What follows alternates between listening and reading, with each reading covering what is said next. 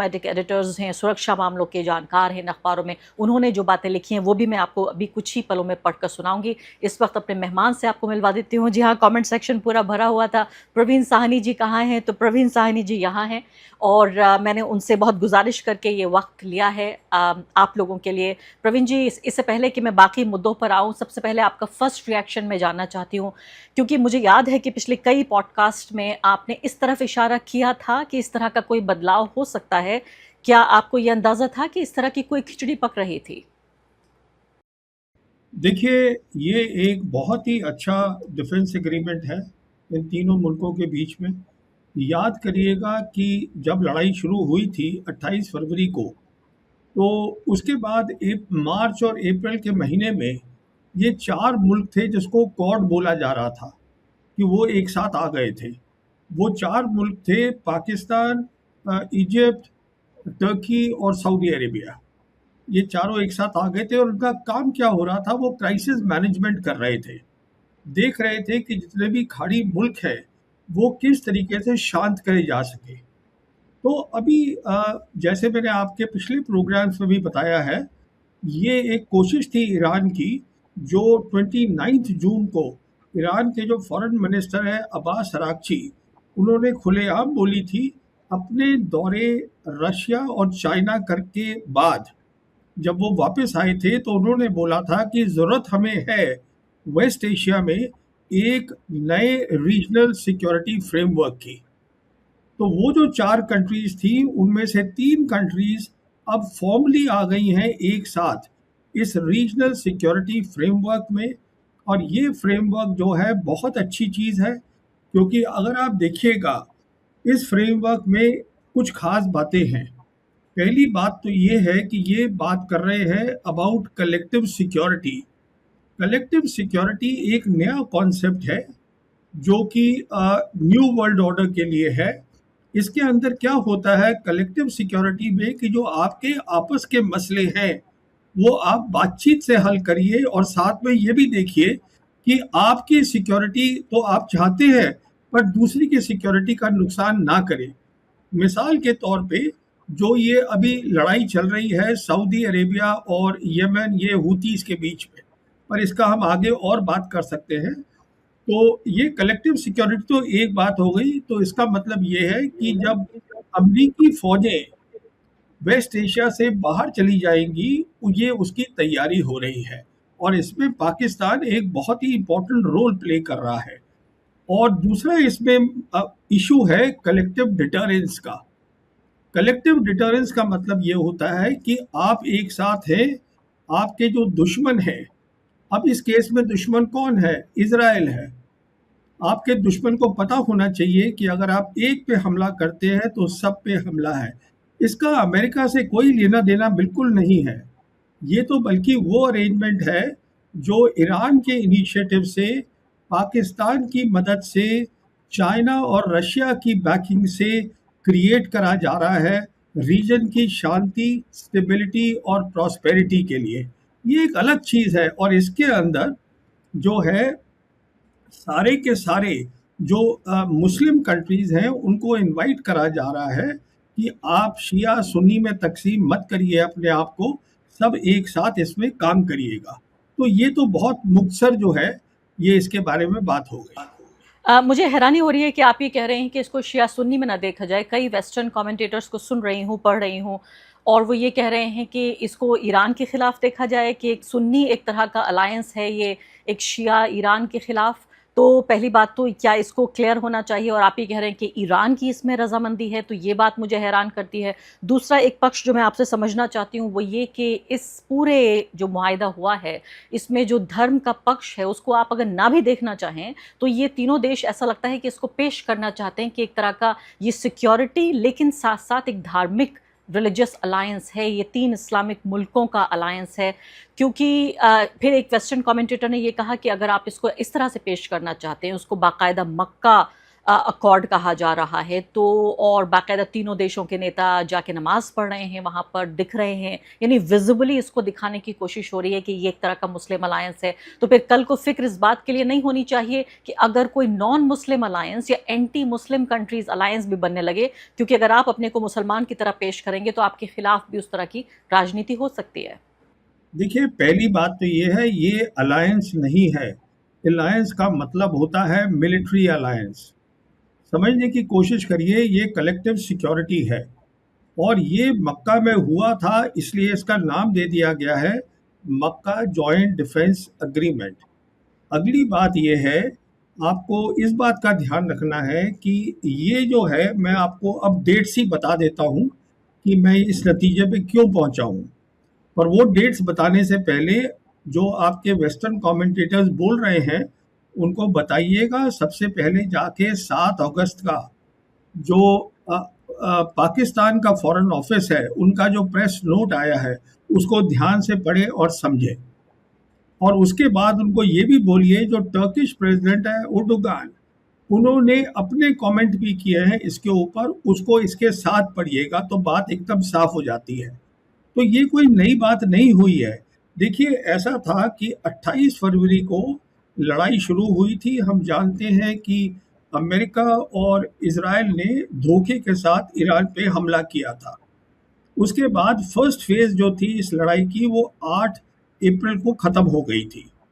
उसके बाद आपको बताना चाहूँगा कि 27 अप्रैल को अब्बास अराक्ची जो है वो रशिया गए थे। वहाँ सेंट पीटर्सबर्ग में उनकी 1.5 घंटा मुलाकात हुई प्रेसिडेंट पुतिन से। उसके बाद वो वापस आए और 6 मई को फिर अब्बास अराक्ची गए थे चाइना। वहाँ उनकी मुलाकात हुई वोंग ही के साथ। उसके बाद ये जब वापस आ गए तो 17 जून को, याद करिएगा, एमओयू साइन हुआ था। और जो ईरान है, ईरान ने उस एमओयू का नाम ही रख दिया था इस्लामाबाद एमओयू। और उसका नाम इसलिए रखा था क्योंकि उनको मालूम था कि इस्लामाबाद को इस एमओयू को आगे ले जाने में बहुत बड़ा काम करना होगा। आगे कहाँ ले जाना है, अभी आता हूँ। उसके बाद देखिएगा, 17 जून को ये एमओयू साइन हुआ है और 23 जून को ईरान के जो प्रेसिडेंट पेजिशकियन है वो स्टेट विजिट पे पाकिस्तान गए थे और पाकिस्तान में उनकी बहुत बातें हुई। और उसमें एक बात ये हुई होगी, रजामंदी लेनी पाकिस्तान की, जो अराक्ची सोच लाए थे नए वर्ल्ड ऑर्डर की अपने चीन और रशिया के दौरे के बाद। जब वहाँ रजामंदी मिल गई, उसके बाद 29 जून को अराक्ची ने पब्लिक अनाउंसमेंट करी है न्यू रीजनल सिक्योरिटी फ्रेमवर्क की, जिसमें अराक्ची ने 2 बातें बोली हैं कि इस फ्रेमवर्क के अंदर बाहर की जो मिलिट्री पावर्स हैं, दे विल बी एक्सक्लूडेड, वो इसमें शामिल नहीं होंगी इस रीजनल फ्रेमवर्क में। और दूसरी बात ये बोली उन्होंने कि जो ये रीजनल नेशंस हैं, वो आपस में मिलके ये सिक्योरिटी फ्रेमवर्क बनाएंगे। अब मैं आपको ये बताना चाहता हूँ कि ये जो 4 मुल्क थे जो मैं बता रहा था, जो इनफॉर्मल क्राइसिस मैनेजमेंट कर रहे थे, जिसको क्वाड बोला जा रहा था, जिसको बोला जा रहा था ये क्वाड अलायंस है। देखिए, ये वेस्टर्नर्स की प्रॉब्लम है, वो हर चीज़ को अलायंस बोलते हैं। अलायंस का मतलब होता है कलेक्टिव डिफेंस, एब्सोल्यूट सिक्योरिटी। इसका मतलब ये होता है कि जो मेरी सिक्योरिटी है वो 100% होनी चाहिए, आपकी सिक्योरिटी की मुझे कोई परवाह नहीं है। अलायंस जो होती है वो लड़ाइयाँ लड़ते हैं, कलेक्टिव सिक्योरिटी में ये नहीं है। इसमें दोनों की सिक्योरिटी को ध्यान में रखना पड़ता है, तो मिडिल रास्ता निकालना पड़ता है, बातचीत से मसले हल करने पड़ते हैं। ये नई सोच है जो अराक्ची लेकर आए थे अपनी विजिट रशिया और चाइना के बाद। और इसके अंदर फिर हमने देखा है, अब पाकिस्तान जो है वो एक बहुत बड़ा रोल प्ले कर रहा है। वो मैं इसलिए बोल रहा हूँ क्योंकि 13 जुलाई को फील्ड मार्शल आसिफ मुनीर ये टर्की गए थे और टर्की में जाके इनकी वहाँ बातचीत हुई टर्की प्रेसिडेंट के साथ, सीनियर मिलिट्री कमांडर्स के साथ।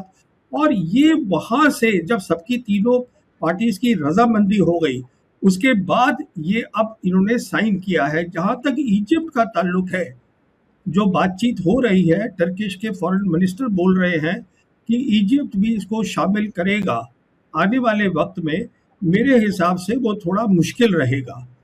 इजिप्ट का इसलिए मुश्किल रहेगा क्योंकि ये एक फॉर्मल एग्रीमेंट है, और इजिप्ट ने कैंप डेविड अकॉर्ड जो साइन किए थे 1979 के साथ इजराइल के साथ, उसके तहत जो है कुछ क्लॉजेज हैं।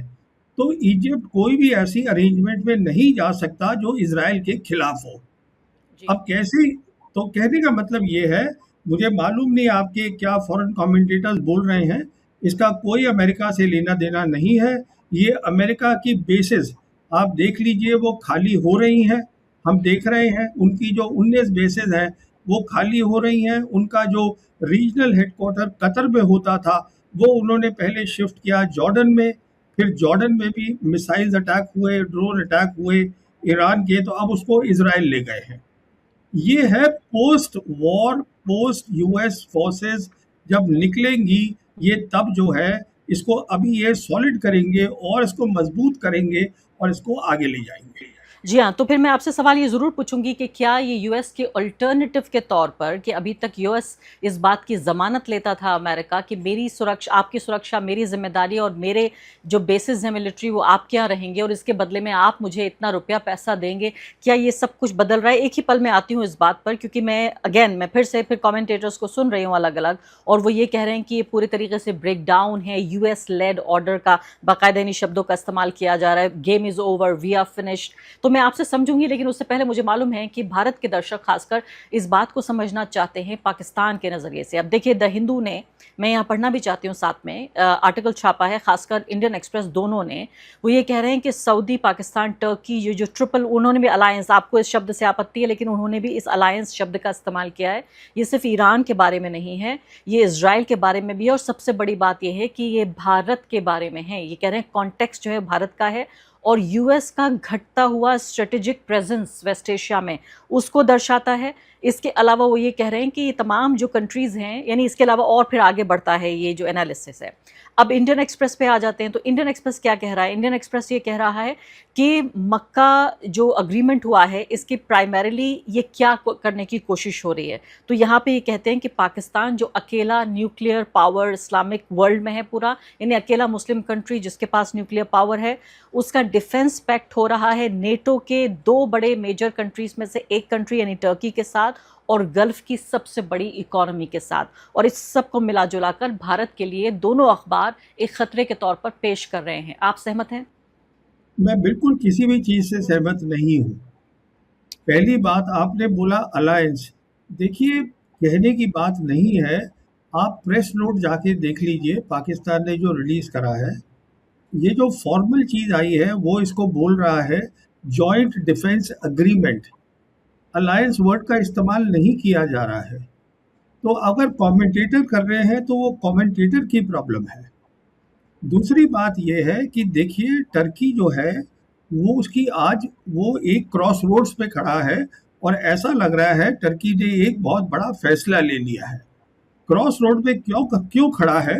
क्योंकि जो इजरायली सीनियर मिनिस्टर्स हैं वो पब्लिकली कह रहे हैं कि ईरान से बड़ा खतरा हमें टर्की से है। और टर्की आप जानती हैं वहाँ भी नेटो कॉन्फ्रेंस हुई थी अंकारा के अंदर, जहाँ प्रेसिडेंट ट्रम्प भी आए थे। उन्होंने बात करी थी F-35 देने की टर्की को, और इजराइल ने उसको ब्लॉक करवा दिया है। तो ऑब्वियसली टर्की सोच रहा है कि अगर मेरी लड़ाई हो गई इजराइल के साथ तो क्या अमेरिका और क्या आर्टिकल 5 नेटो का लागू होगा कि नहीं होगा? वो नहीं होगा। तो कहने का मतलब ये है उनको अब बात समझ में आ गई है कि एक नया वर्ल्ड ऑर्डर बन रहा है। उनको समझ में आ गया है कि अमेरिकन एम्पायर एक बहुत शार्प डिक्लाइन में है, बहुत ज़्यादा नीचे चला गया है। उनकी समझ में आ गया है कि अब जो है हमें रीजनल ऑर्डर जो है वेस्ट एशिया में उसमें शामिल होके और उसके अंदर हमें योगदान देना है। कैसे? देखिए टर्की जो है वो सेकंड लार्जेस्ट मिलिट्री है नेटो की, आम ताम मिलिट्री पावर नहीं है टर्की। टर्की जो है उसके पास बहुत अच्छी डिफेंस टेक्नोलॉजी है, डिफेंस इंडस्ट्री है। और जहाँ तक पाकिस्तान का ताल्लुक है, पाकिस्तान न्यूक्लियर वेपन कंट्री है, पाकिस्तान के डिप्लोमेटिक टाइज नहीं है इजराइल के साथ। और पाकिस्तान जहाँ तक इन सब वेस्ट एशियन कंट्रीज़ का ताल्लुक है, वो इस नतीजे पे पहुँचे हैं, वो हमारी ऑपरेशन सिंदूर के बाद, कि उनकी जो मिलिट्री ताकत है, लड़ाई करने की कन्वेंशनल कैपेबिलिटीज़, वो भी बहुत अच्छी है। तो ये सारा जो है, ये ईरान जो सोच लाया था न्यू वर्ल्ड ऑर्डर की, जो बैकिंग है चाइना और रशिया की, ये उसको आगे ले जाने की बात हो रही है। देखिए प्रॉब्लम क्या है कि जो अमेरिकन कमेंटेटर्स हैं, उनको ये न्यू वर्ल्ड ऑर्डर क्या है वो भी नहीं मालूम है। वो इसलिए नहीं मालूम है क्योंकि वो मालूम करना नहीं चाहते। उनके दिमाग में एक बू है कि हम बहुत बड़ी पावर आज भी हैं। वो खत्म हो गया वेस्ट एशिया की लड़ाई में, और ये लड़ाई जो है हार चुके हैं प्रेसिडेंट ट्रंप। प्रेसिडेंट ट्रंप ने जब 8 अप्रैल को सीज फायर अनाउंस किया था, उसके बाद 11 अप्रैल को इस्लामाबाद में बातचीत हुई थी, जहां पर आप जानती हैं कि जेडी वैंस आए थे और 21 घंटे के अंदर चले गए इस्लामाबाद से, बिना दूसरी तरफ से खाली बाब आए थे बहुत सीरियस बातचीत करने के लिए, क्योंकि ईरान चाहता है कि शांति से काम हो। अब ये एक बार वो लड़ाई हार गए हैं तो ऐसा नहीं होगा, आप एक काम को 10 बार करिएगा तो उसका नतीजा अलग आएगा, वो ऐसा कुछ नहीं होगा। लड़ाई हारी जा चुके हैं, कोई ऑप्शन नहीं है। ये उसी दिन हारी गई थी जब 8 अप्रैल था। तो कहने का मतलब ये है कि आपके जो अमेरिकन कमेंटेटर्स हैं और हमारे जो इंडियन कमेंटेटर्स हैं, they are influenced by the American thinking. इनको तो ये भी नहीं पता कि चाइना की सोच क्या है, ये तक नहीं जानते ये लोग। तो मुझे इसमें कोई वो नहीं है, हिचकिचाहट नहीं है कहने में, क्योंकि इनको पढ़ने का कोई फायदा ही नहीं है। इंडियन कमेंटेटर्स उनको ये सारी सोच वहां से ला रहे हैं, अमेरिका से। अच्छी बात है, अमेरिका एक ग्रेट पावर है इस मल्टीपोलर वर्ल्ड में, पर दो और भी बड़ी बड़ी ताकतें हैं, चाइना है, रशिया है, और अमेरिका शार्प डिक्लाइन में है। और जो इसका अब हश्र होगा, अमेरिका का जब यहाँ से निकलेगा, तो अमेरिका और जो ये पुराना वर्ल्ड ऑर्डर था, ये अब खत्म हो रहा है। ये हमें समझ इसको समझने में वक्त लग रहा है, और आप कह रहे हैं कि ये न सिर्फ कि वेस्टर्न कमेंटेटर बल्कि इंडियन कमेंटेटर्स भी और भारत के जो पत्रकार और एक्सपर्ट्स भी हैं वो भी उनसे प्रभावित हैं, इन्फ्लुएंस्ड हैं। लेकिन जो मुझे सवाल का जवाब नहीं मिला प्रवीण साहनी जी, वो ये है कि भारत को कितनी चिंता करनी चाहिए। पहली बात तो ये है, सऊदी अरब समझ में आता है कि वेस्ट एशिया का हिस्सा है, लेकिन टर्की आपने हैरान कर दिया, कह रहे हैं कि नेटो का हिस्सा रहने के बावजूद भी अपने को सुरक्षित महसूस नहीं कर रहा है और सोच रहा है कि एक नए ब्लॉक का हिस्सा बनना पड़ेगा, और इसमें काफ़ी वो कमज़ोर या वल्नरेबल अपने आप को महसूस कर रहा है। अब मुझे बताइए कि पाकिस्तान को क्या पड़ी है, उसकी क्या वल्नरेबिलिटी है? भारत के खिलाफ ही अपना डिफेंस तैयार कर रहा है, इसके अलावा उसको किस बात का डर है? तो क्या भारत को इस बारे में सोचना चाहिए कि मान लेते हैं, फर्ज कीजिए कल को अगर कोई टेरर अटैक होता है, तो मोदी जी ने कहा है कि इसको एक्ट ऑफ वॉर माना जाएगा और हमला तो करना पड़ेगा। तो अगर हमला करता है भारत पाकिस्तान के ऊपर, तो क्या ये माना जाए कि सऊदी अरब और टर्की ये अपनी फौजों के साथ आ जाएंगे और भारत के ऊपर हमला कर देंगे, पाकिस्तान को प्रोटेक्ट करेंगे? देखिए, 3 बातें बताना चाहूँगा आपको। पहली बात तो आई एम सॉरी, मैं फिर से आपको यही बात दोहराना चाहूँगा, ये कोई पैक्ट नहीं है, ये कोई अलायंस नहीं है, ये कोऑपरेटिव एग्रीमेंट है। पहली बात तो ये है। अच्छा, अभी बात आती है भारत की। जहाँ तक भारत का ताल्लुक है, देखिए पाकिस्तान की जो 4 दिन की क्लैश हुई थी ऑपरेशन सिंदूर में, वो एक खिड़की थी, वो एक विंडो थी कि अगली लड़ाई कैसे होगी। अगली लड़ाई होगी जहाँ चाइना सपोर्ट करेगा पाकिस्तान को, जैसे उसने सिंदूर में किया था, अपने चीज़ें देकर खुद लड़ाई में शामिल नहीं होगा। वो बिल्कुल वैसी ही होगी और उसमें पाकिस्तान को और किसी की ज़रूरत नहीं है। और जहाँ तक ये बात है तीनों मुल्कों का जो आप कह रही हैं, देखिए ये रीजनल सिक्योरिटी फ्रेमवर्क है, ये अभी सिर्फ वेस्ट एशिया में लागू है। तो ये कहना कि टर्की आएगा लड़ने के लिए पाकिस्तान के साथ इंडिया के खिलाफ, या सऊदी आएगा, ये बेबुनियादी बातें हैं, क्योंकि इसका नाम ही दिया गया है। देखिए नहीं, मैं कह रही हूँ कि अगर अगर ये सिर्फ वेस्ट एशिया का है, तो पाकिस्तान को क्या पड़ी है इसमें साथ में आने की, इस अग्रीमेंट का हिस्सा बनने की? वही मैं आपसे कह रहा हूँ कि पाकिस्तान की जियोपॉलिटिकल प्रोफाइल बेइंतहा बढ़ गई है। आज पाकिस्तान जाकर अफ्रीकन कॉन्टिनेंट में सोमालिया के साथ भी डिफेंस कोऑपरेशन कर ली है उन्होंने। वही डिफेंस कोऑपरेशन जो उन्होंने सऊदीज के साथ 2025 में की थी, वही डिफेंस कोऑपरेशन जो कुवैत के साथ उन्होंने 2023 में की थी, और अब कुवैत ने उसको रैटिफाई कर दिया है। उनकी प्रोफाइल बढ़ गई है बहुत ज़्यादा। कहने का मतलब ये है कि जब ये न्यू रीजनल सिक्योरिटी फ्रेमवर्क जो है ये और मुल्कों में भी जाएगा, ग्लोबल साउथ के, ये जब वहां जाएगा तो पाकिस्तान एक बहुत इंपॉर्टेंट रोल प्ले करेगा वहां पर। और ये सब शुरुआत ऑपरेशन सिंदूर से हुई है। आप इन बातों को समझिए। अभी फिलहाल जो मैं आपकी बात को पैराफ्रेज नहीं करना चाहती, बिल्कुल सीधे सीधे समझना चाहती हूँ। आप ये कह रहे हैं कि अगर भारत से कोई हमला होता है तो पाकिस्तान के लिए तो चीन ही काफ़ी है, यानी पाकिस्तान और चीन मिलकर लड़ेंगे, जो हमने ऑपरेशन सिंदूर में भी देखा, बाकायदा इस बात के सबूत मिलते हैं। तो पाकिस्तान को ज़रूरत नहीं थी वेस्ट एशिया का ये पूरा जो अग्रीमेंट हुआ है, मैं अलायंस नहीं कह रही हूँ, केयरफुल होकर अग्रीमेंट ही कह रही हूँ, पैक्ट ही कह रही हूँ उसको। तो इसका मतलब पाकिस्तान की मदद की ज़रूरत है टर्की को, सऊदी अरब को, इसलिए वो इसका हिस्सा बन रहा है, और जो बाकी देश आएंगे उनको भी पाकिस्तान की सिर्फ मदद की ज़रूरत है। पाकिस्तान अपनी मदद के लिए ये पैक्ट नहीं कर रहा है, बल्कि उनको मदद देने के लिए कर रहा है। क्या आप ये कहने की कोशिश कर रहे हैं? मैं ये कहने की कोशिश कर रहा हूँ कि इसका नाम है कलेक्टिव डिटरेंस। और डिटरेंस का मतलब होता है दूसरे इंसान को डराना, उसको डिटर करना, रोकना। अब वो मदद टर्की को चाहिए कि नहीं चाहिए वो वक्त बताएगा। अगर टर्की कहेगा मुझे मदद ही नहीं चाहिए इजराइल के खिलाफ, तो फिर वो नहीं देंगे दोनों।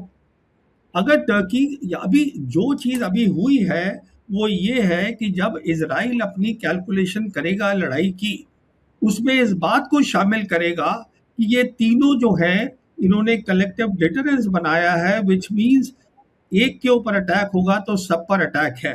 तो अगर मैं कुछ भी करूंगा टर्की के ऊपर, तो ये दो मुल्क टर्की के साथ आके खड़े होंगे। अब उनको जरूरत है, टर्की को नहीं है, वो तो टर्की तय करेगा। बिल्कुल। अब अगला सवाल और बहुत अहम सवाल जो पैदा हो रहा है वो ये है कि इस पूरा जो डिफेंस अग्रीमेंट हुआ है इसकी एक छोटी खिड़की के तौर पर हमने पहले देखा था कि पाकिस्तान और सऊदी अरब के साथ बिल्कुल इसी तरीके का डिफेंस अग्रीमेंट है। अब सऊदी अरब के ऊपर ईरान का हमला हुआ, सऊदी अरब के ऊपर हूतीस का हमला हुआ, पाकिस्तान की फ़ौजें वहाँ मौजूद हैं सऊदी अरब में, उसके बावजूद भी एक गोली नहीं दागी गई, कोई मदद करने की कोशिश नहीं हुई, सिवाय इसके कि ईरान और सऊदी अरब के बीच एक तरह की शांति स्थापित करने की पाकिस्तान ने कोशिश की। तो ये एक अहम बात है। दूसरी बात, इसको इतना पोशीदा रखने की क्या ज़रूरत है कि इस अग्रीमेंट की कोई भी बातें बाहर नहीं आ पाई हैं, सिवाय एक छोटी प्रेस कॉन्फ्रेंस के कोई डिटेल्स नहीं आई हैं। ये अगर बाकी डिफेंस जो अग्रीमेंट्स हैं अगर उनको देखें, चाहे वो नेटो की बात हो या और भी कई जो डिफेंस अग्रीमेंट्स हैं, उसमें एक एक चैप्टर, एक एक क्लॉज सबको पता है कि क्या है और किस तरह से काम करेगा। इसको पोशीदा क्यों रखा गया? और दूसरी बड़ी बात कि अगर ये पाकिस्तान और सऊदी अरब के साथ ये काम नहीं किया तो टर्की के इसमें शामिल हो जाने से किस तरह का डिटरेंस बन जाएगा? अब सुनिए, पहले सवाल का आपका जवाब देता हूं कि इसको बहुत ज़्यादा थ्रेडबेयर समझाया क्यों नहीं गया कि यह एग्रीमेंट क्या है। देखिए, उसका जो कारण है वो बिल्कुल सीधा है। अभी लड़ाई ख़त्म नहीं हुई है, अमेरिका बाहर नहीं गया है, तो आपस में इनकी बात हो गई है।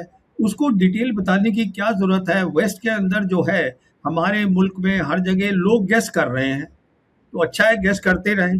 जो एक्चुअल बात है वो तो समझ में आ गई है, ईरान को भी समझ में आ गई है, इजराइल को भी समझ में आ गई है, और इन तीनों मुल्कों को भी समझ में आ गई है, पहली बात।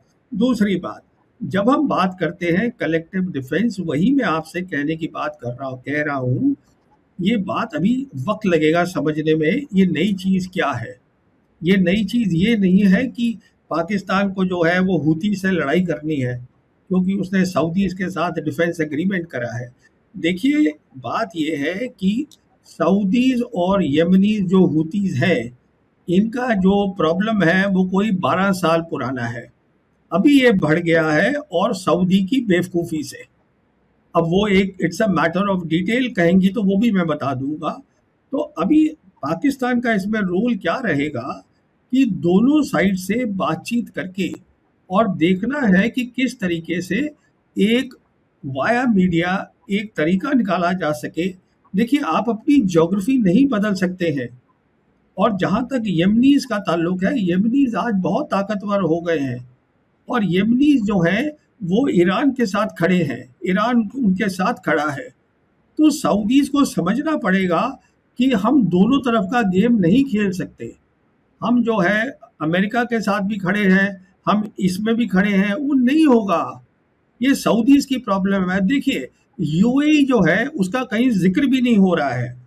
सऊदीज ने और क्या किया है वो मैं आपको और बताता हूँ। इसके अलावा उन्होंने 30 और 31 जुलाई को ये 14 नेशन की मैरीटाइम डिफेंस कोऑपरेशन जो था उसको बना दिया।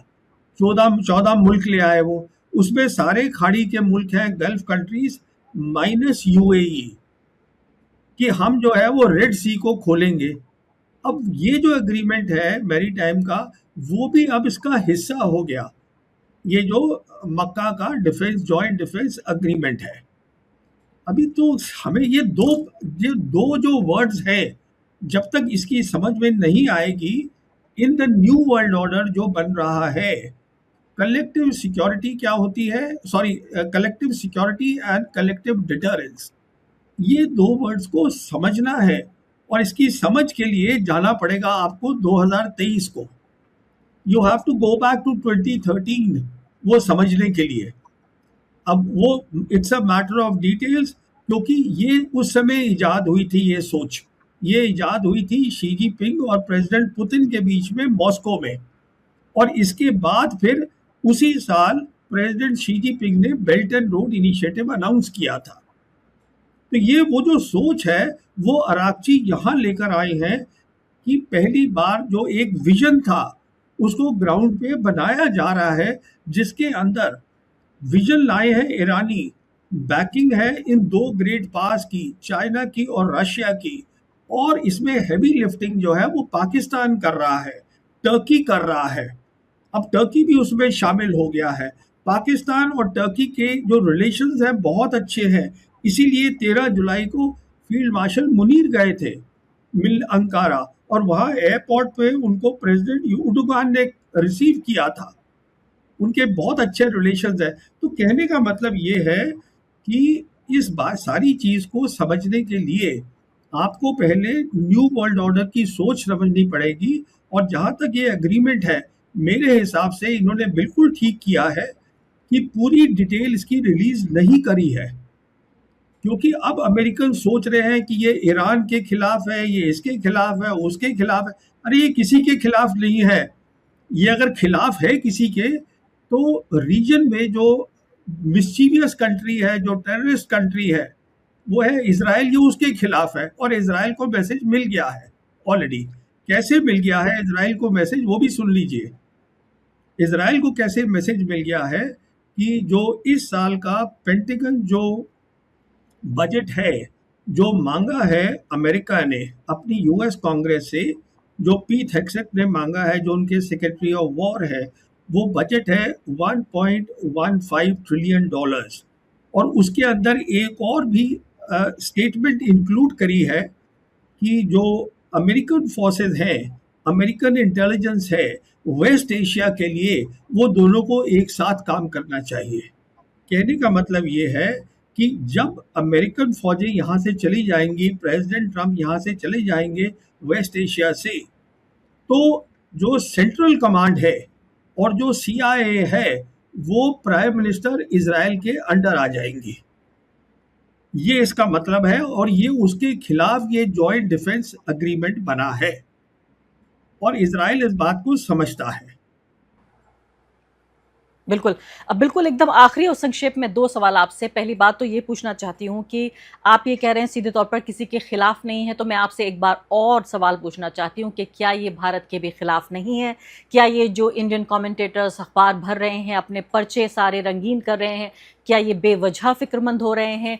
टीवी चैनलों पर एंकर्स चिल्ला रहे हैं, पुराने जो फॉर्मर फौजीज हैं उनको बुला रहे हैं, सिक्योरिटी एक्सपर्ट को बिठा बिठा के 20-20 लोगों की राउंड टेबल डिस्कशंस हो रहे हैं, क्या ये सब कुछ बेवजह है? क्या इन लोगों को इस बात का अंदाज़ा नहीं है कि हमें फ़िक्रमंद होने की ज़रूरत नहीं है? दूसरी महत्वपूर्ण बात कि कल मैं प्रोफेसर मुक्तदार से बातचीत कर रही थी, उन्होंने कहा कि देखिए दूसरा भी एक और अग्रीमेंट, एक और ब्लॉक बन रहा है जिसमें UAE है, भारत है और इजराइल है। इस पर आपकी क्या टिप्पणी है कि क्या इसके खिलाफ ये अलायंस बन रहा है जहां भारत है, UAE है और साथ साथ इजराइल भी है, और क्या भारत को बिल्कुल चिंता करने की जरूरत नहीं है? देखिए, पहले पे मेरी टिप्पणी ये है, जो हमारे कमेंटेटर्स हैं, जो भी फौजी हैं, उनको पता ही नहीं है न्यू वर्ल्ड ऑर्डर की विजन क्या है। मिसाल देता हूँ, एक न्यू वर्ल्ड ऑर्डर में एक चीज़ है कलेक्टिव सिक्योरिटी, जो अराकची यहाँ लेकर आए हैं वेस्ट एशिया में।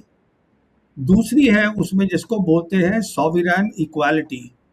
इसका मतलब ये है कि हर मुल्क, छोटा या बड़ा, उसके पास छूट होनी चाहिए, उसको किसके साथ ट्रेड करना है, किसके साथ नहीं करना है, वो तय करे खुद।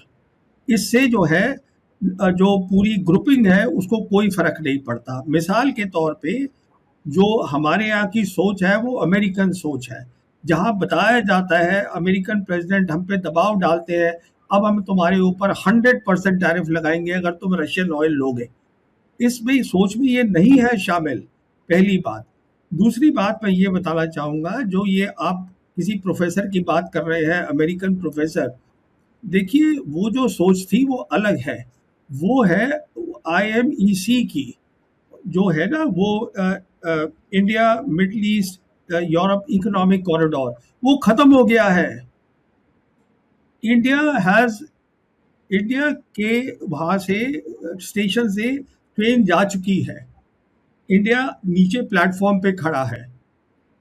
अब क्योंकि इंडिया का इसमें कुछ लेना देना नहीं है, और जहाँ तक ताल्लुक है इंडिया के रिलेशन सऊदीज के साथ, उस पर कोई असर नहीं पड़ेगा, क्योंकि this is the concept of sovereign equality.